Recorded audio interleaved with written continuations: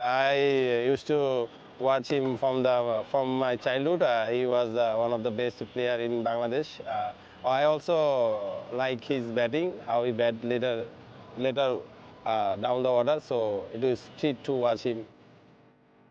ওর সাথে আমি মিনিমাম আরো ৮-১০ বছর আগে ওকে দেখেছি, আরো ছোট দেখেছি, তখন ডোমেস্টিক খেলে।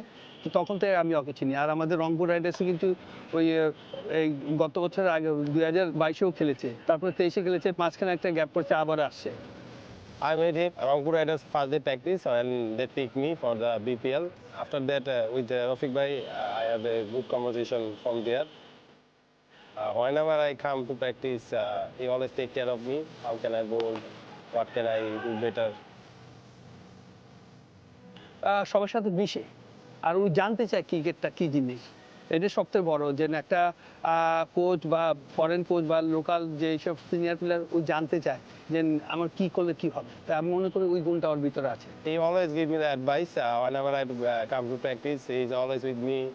Always try to give me advice and try to how can I get better. He's a very humble guy and very good person. Always help players in the ground, off and on the field. I think he's a very good human being to surrounding with him. ওই ছেলেটা অনেক talent আছে এবং একে নিয়ে আমি ২-৩ বছর কাজ করতেছি। বাট আমি মনে করি যে নেক্সট জেনারেশন হিসাবে ওই অনেক বাংলাদেশ টিম ভবিষ্যতে আসবে। আলহামদুলিল্লাহ, আমি মনে করি ফিউচার খুব ভালো, বাট সুযোগ দিতে হবে, নতুন ছেলেদের সুযোগ দিতে হবে। যখন সুযোগে থাকবে, দেখা যাচ্ছে ওই ১৫-২০টা ইন্টারন্যাশনাল খেলবে, টিমের সাথে থাকবে, তো ইনশাআল্লাহ মনে করি বাংলাদেশকে অনেক দূরে নিয়ে যেতে পারবে।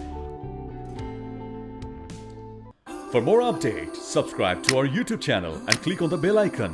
Follow us on Facebook and Instagram. Download T-Sports app to enjoy exciting games and highlights. Visit tsports.com.